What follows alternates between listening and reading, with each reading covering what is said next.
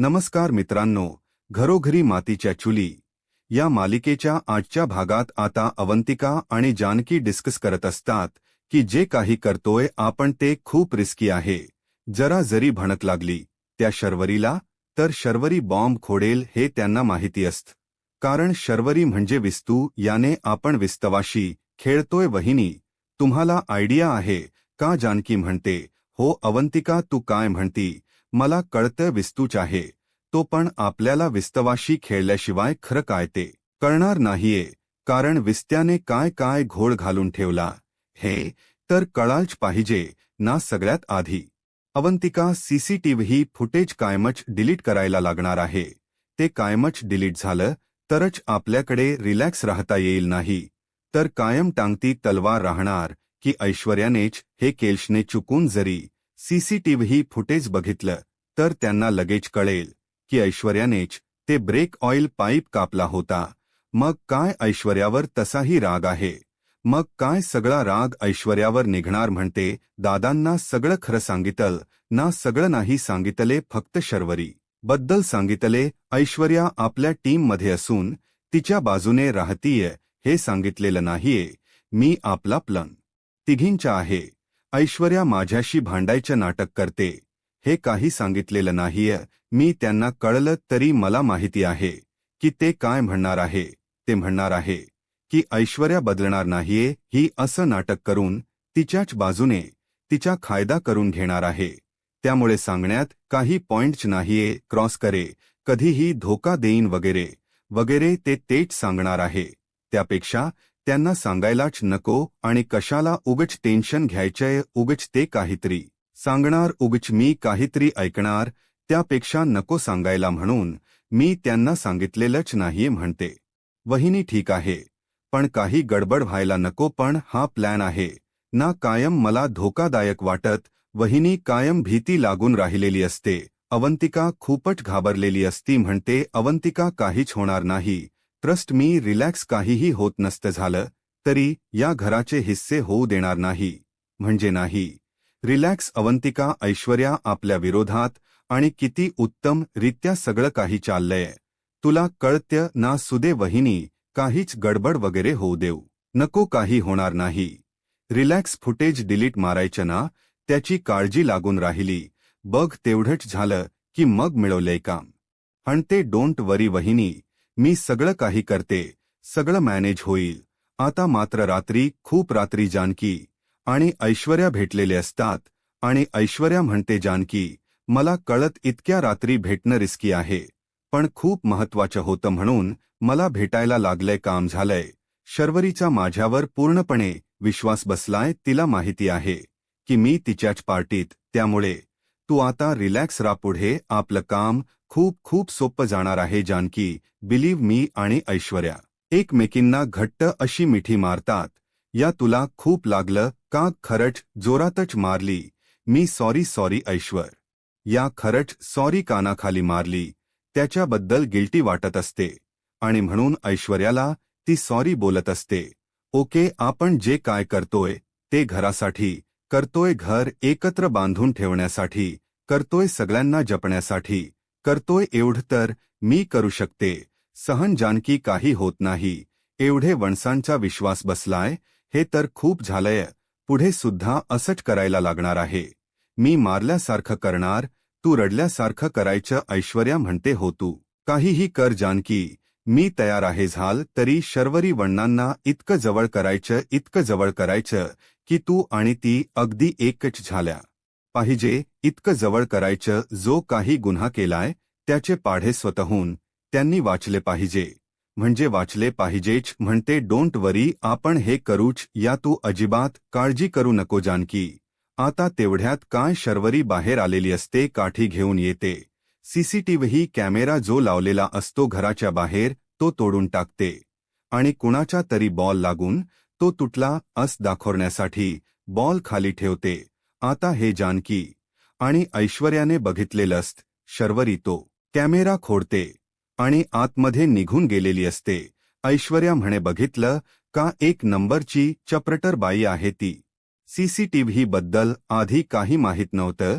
जसं कळलं की लगेच तिने तोडून खोडून निघून गेली. एक नंबरची चप्टर बाई आहे. आणि जानकी ही काहीही करू शकते, काहीही जानकी म्हणते. हो, एवढे तर ओळखल मी त्यांना सगळं करून शर्वरी बनणे आपलीच मदत केली आहे. म्हणजे काय आपल्यासाठी सुद्धा धोकादायक ठरू शकला असत जानकी आता ऐश्वर्याला सांगत असते. पण ऐश्वर्याला कळतच नाही. ऐश्वर्या म्हणते, कसं प्लॉटिंग कसं केलं असतं, बरोबर आहे की नाही. त्याची नजर आपल्यावर सुद्धा अशी असूच शकली असती ना. त्यापेक्षा बरं आहे तिने जे केले ते चांगलंच केल योगाने. का होई ना शर्वरी माणसांनी आपल्यासाठी रस्ता रेकमा करून ठेवलाय. चांगलीच गोष्ट आहे ना. देव आपल्या पाठीशी आहे.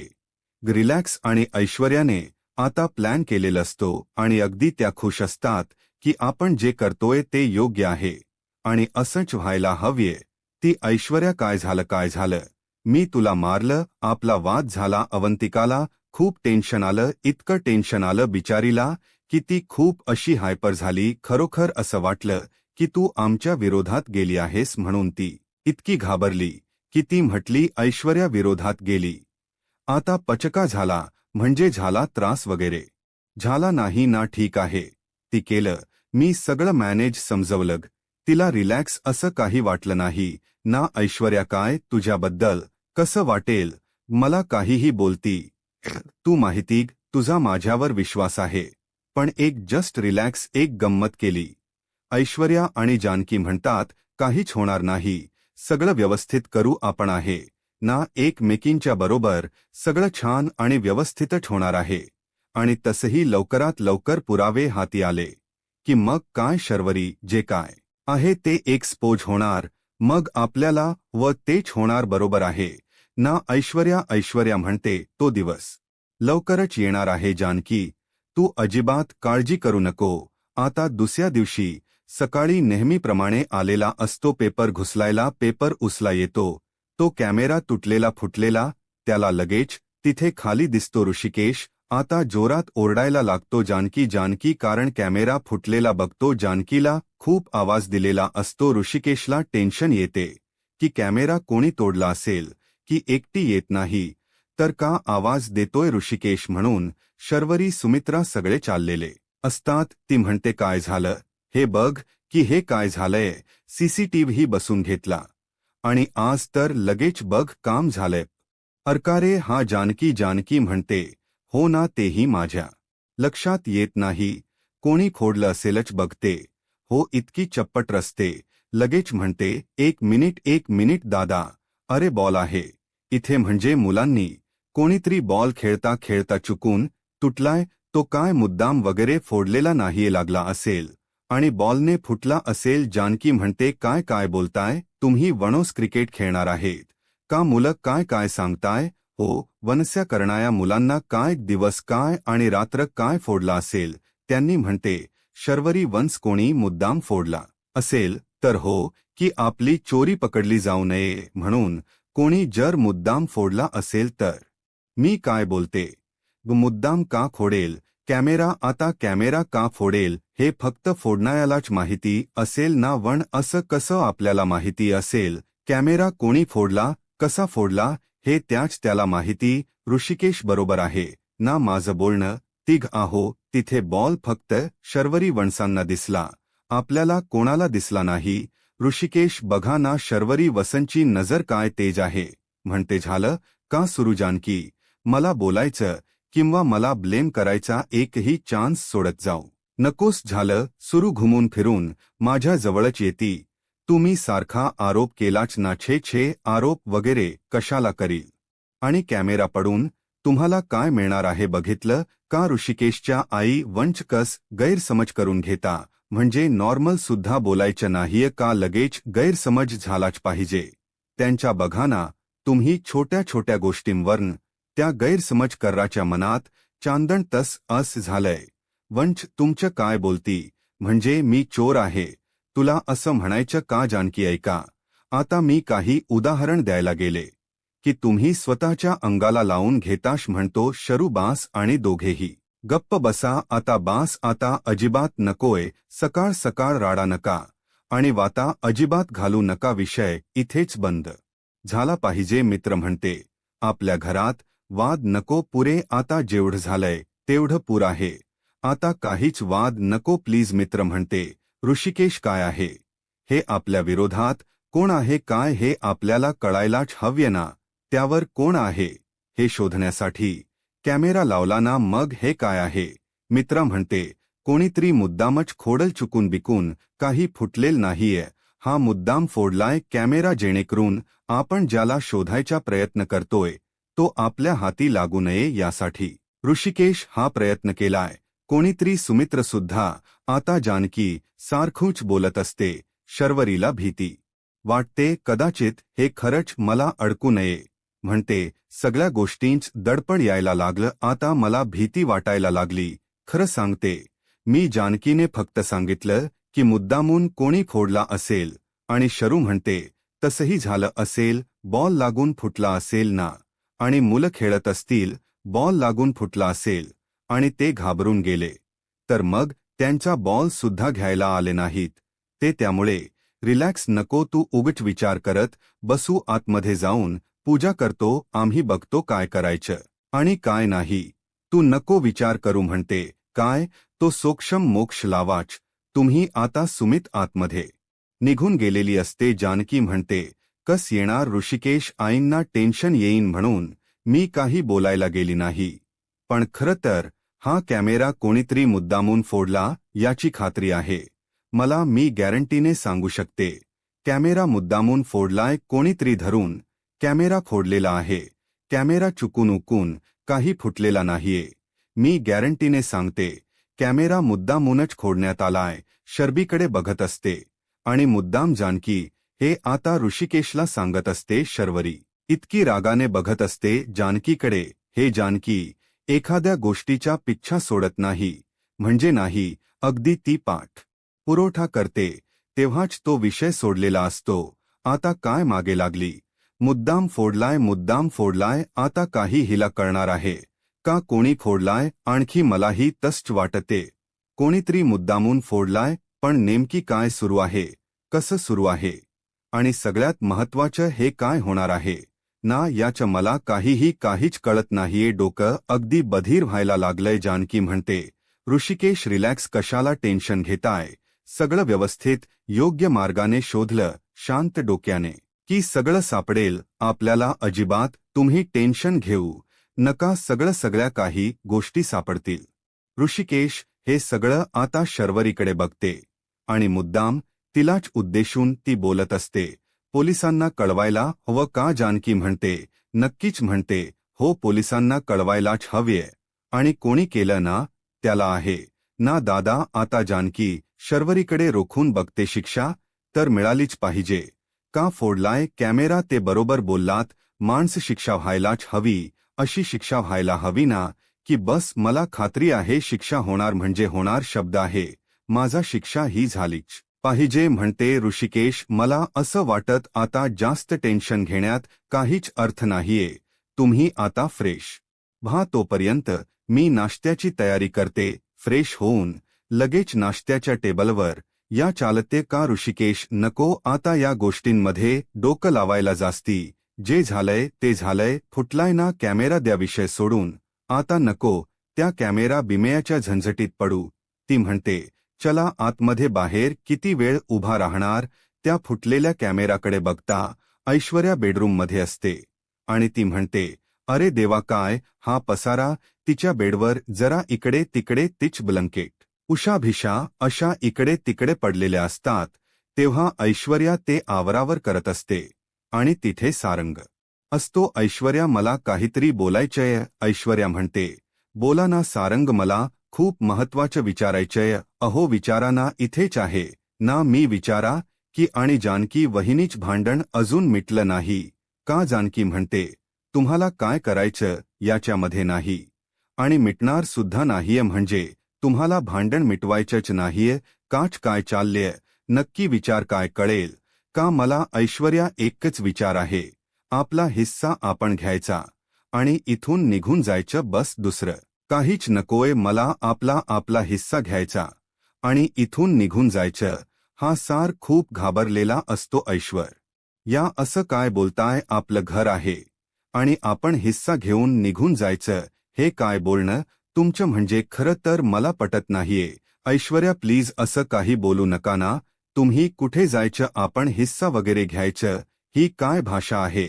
सगळी आपली माणसं आहेत ना, मग आपल्या माणसांच्या पासून कुठे जायचं सांगा बरं. तसंही इथे राहून काय फायदा आहे? का आपला आहे का कुणी नाही ना, फक्त म्हणायला आपली माणसं आहे. त्यापेक्षा आपण इथून जाऊच या, काय करणार आहे का सारंग? बोलायलाही जाऊ नको, मी बघते माझ्या पद्धतीने. रिलॅक्स शर्वरी. सुमित्राच डोक फिरलेलं असतं, डोक बधीर झालेलं असतं की हा काय तमाशा चाललाय. शर्वरी आणि ऐश्वर्या मिळून काय घरात रोज नवीन तमाशा घालताय. तिला काहीही कळत नसत किंवा तिला सुचत नसं, अगदी ती बधीर झाल्यासारखी झालेली असते. ऐश्वर्या जाते आणि डायरेक्ट जानकीच्या जवळ जाऊन उभी राहते. जानकीला माहिती असत आता काहीतरी प्लॅटिंग झालंय आणि माझ्या समोर ते आता मांडायचं असेल. तुला काल सांगितलं होतं, प्रॉपर्टीचे हिस्से कर, आम्हाला मोकळं कर, आमचं काय आहे ते दे, आम्ही इथून निघून जाऊया. तू कशाला अडकावून ठेवतेस जानकी? आम्हाला सगळ्यात महत्वाचं ठरवलं काय? तू एवढं सगळं सांगितले बोलले त्याबद्दल म्हणणं काय तुझं? जानकी आता सुमित्राला आणि ऋषिकेशला चहा देते आणि म्हणते, माझं जे काही ठरलंय ते कालच सांगितले, मी काहीही करायला जाणार नाहीये, तुम्हाला 1 रुपया सुद्धा देणार नाहीये, वाटे फिटे काय करणार नाहीये. तुम्हाला जे करायचे तुम्ही ते करा, मी तुम्हाला काहीही देणार नाही. म्हणजे नाही, कळलं का? तुला द्यायलाच लागणार आहे जानकी. आम्हाला आमचा हिस्सा हवा आहे, म्हणजे हवाचे काही झालं तरी आम्हाला आमच द्यायचं आणि आम्हाला इथून काढून द्यायचं. तुम्ही काहीही बोललात तरी मला काही देणं घेणं नाहीये, कारण मी तुम्ही म्हणताय तसं काही करायला जाणार नाहीये. ऐश्वर्या, तू आणि शर्वरी वंश किती काही करा, मी काहीही देणार नाही. म्हणजे नाहीची इच्छा होती तसंच वागती. मी नानांच्या इच्छेच्या पुढे जातही नाही आणि मी जाणारही नाहीये आता लगेच. शर्वरी म्हणते, काय सतत नानांच कारण देती, नानांची इच्छा सांगती, नाना गेलेत ना, विषय मिटला. काय नानांची इच्छा लावून धरली गेलेत, नाना जे व्यवस्थेत ते वाक्य आता काय नानांच लावून धरलंय तेच म्हणते. शक्य नाही, तुम्ही म्हणता तसं तर मी वागणारच नाहीये. हीच भीती होती. नानांच्या नंतर प्रॉपर्टीचे हिस्से होतील, प्रॉपर्टी वाटली जाणार, मग तिच्या सगळं वाटोळ होणार. म्हणूनच नानांनी सगळं माझ्याकडे दिले, कायद्याने बांधले गेले. प्लीज ट्राय टू अंडरस्टँड, मी काहीही करू शकत नाही आणि मी काही करणार सुद्धा नाहीये. सौमित्र सुद्धा आलेला असतो. तुझे हे कायद्याने बांधलेले हात आपण सोडवू शकतोय वहिनी, डोंट वरी. प्रत्येक गोष्टीवर काही ना काहीतरी मार्ग असतो, म्हणते सौमित्र. तू काय बोलतोयस, म्हणजे तू पण आता हिस्सा वाटा मागायला लागलास का? सौमित्र म्हणतो, 1 मिनिट अवंतिका, मी काय सांगतोय ना, ऐकून घे. उगच माझ्यावर लगेच ब्लेम करायला जाऊ नको. वकील नात्याने सजेस्ट करतो आहे. नो, परिस्थिती काय आहे अशी की सगळंच अवघड होऊन बसलंय. लीगल मार्गाने काही होणार नाही, इलिगल मार्गाने गेलो तर सगळं काही मिळू शकत. त्यामुळे आपण सरळ मार्ग न करता वाकड्या मार्गाने गेलो तर सगळं काही आपल्याला मिळेल. जानकी म्हणते, भाऊजी वाकडा मार्गा अवलंबवायचं असं तुमचं म्हणणं आहे का? सुमित्र म्हणतो, हो, कारण त्याच्याशिवाय पर्याय नाही आपल्याकडे, आपल्याला तेच करायला लागेल. म्हणते, मी काही करणार नाहीये, कायदा तोडून मला काहीच करायचं नाहीये. ऐश्वर्या म्हणते, काय तुला काय प्रॉब्लेम आहे आणि तू काय एवढी सत्यवानाचा पुतळा होतीस कर की 1 घाव 2 तुकड्याने दे की आम्हाला काय सगळं घेऊन बसलीयस? ऐश्वर्या काहीही बोलत सुटलेली असते. ऐश्वर्या, सुमित्र आणि शर्वरी आता एकच भाषा बोलायला लागलेली असते. म्हणते, घर सगळ्यांचं आहे, माझ्या एकटीच नाही किंवा कोण एकटीच नाहीये, त्यामुळे काही होणार नाहीये. इथेच राहायचं, इथून कुठेच जायचं नाही. ऐश्वर्या म्हणते, इथे राहून काय करायचं? एकमेकांच या बरोबर वादविवाद करायचे, रोज तेच भांडणं, रोज तोच तमाशा, बरोबर ना? आपली लाईफ आपण जगायचीच नाही. या सत्तेची आणि संपत्तीची हाव काय? तू म्हणशील तसंच वागायचं, तू म्हणशील तसंच आम्ही ऐकून घ्यायचं, ही हाव सोड जानकी, तू आमच्यावर पावर नाही करू शकत म्हणते, सगळ्यांच्या हक्काच जे काय आहे ते देऊन टाक आणि मोकळं कर, आम्हाला या घरात राहायचं नाहीये, आम्हाला आमचा मार्ग निवडून आमच्या मार्गाने जायचंय, आम्हाला काही झालं तरी इथे तुझ्या बरोबर राहायचं नाहीये, देऊन टाक आमचं आणि मोकळी हो, की मी देणार नाही म्हणजे नाही ऐश्वर या म्हणते, आम्हाला हवी की आमची प्रॉपर्टी आम्ही घेणारच, इच्छा असेल तर निघून जा, कुणाला काही मिळणार नाहीये. जानकी म्हणते, काय करायचं ते करा, मी काही देत नसते तरी म्हणते, म्हणजे तुला ऐकायचंच नाही का वहिनी? अगदी नॉर्मल भाषेत बोलते, फार सौम्य आणि सज्ज, कोणी काही समजायच ते समजा, माझ्यावर काही परिणाम होत नसतो, ठीक आहे. तुझा मुद्दा जर तू मागे घेत नाहीये तर आम्ही सुद्धा उपोषणाला बसणार, म्हणजे बसणारच, जोपर्यंत तू आमच्या मागण्या पूर्ण करत नाही तोपर्यंत आम्ही अन्न पाणी काही घेणार नाही, आमरण उपोषण करणार आहोत. आणि याच्यात जर आमचा जीव गेला तर या सगळ्याला जबाबदार तू असणारे. जानकी वहिनी लक्षात ठेव, ऐश्वर्या आणि शर्वरी दोघी जणी उपोषणासाठी बसलेले असतात, तेही हॉलमध्येच. तर जानकीला टेन्शन आलेलं असं की हा काय तमाशा आहे नवीन, पण त्या काय ऐकत नसतात. म्हणते, तुला मी काय सांगत होते, काय चाललं बघतेस ना, काय तमाशा लावलाय. त्यांनी मांडी घालून हॉलमध्ये मस्त बसलेले असतात उपोषणासाठी, आणि जानकी जोपर्यंत मागण्या पूर्ण करत नाही तोपर्यंत ते अन्न पाणी काही घेणार नसं. आता रागारागाने निघून गेलेले असतो. जानकी म्हणते, ऋषिकेश, पण ऋषिकेश का ऐकत नाही आणि तो रागारागाने निघून जातो. ही नाटक चाललेली असतात हॉलमध्ये. तोपर्यंत सगळे आपापल्या कामाला निघून जातात, यांच्याकडे कोणीच लक्ष देत नाही. भाग इथे संपतो. पुढच्या भागात काय होणार आपण अगदी थोडक्यात बघूयाकडे. 2 ऑप्शन दादा. आता सौमित्र आणि ऋषिकेश बोलत असतात, व्हील पहिले चॅलेंज करूया आपण, दुसरे म्हणजे जानकी वहिनीवर केस करायला लागणार, मग आपल्याला आपली प्रॉपर्टी सहज मिळू शकते. वहिनीला चालणार असेल तर पैसे देऊन व्हील मधन तो क्लॉज आपण काढू शकतोय, मग सगळं फ्री होऊन जाणार.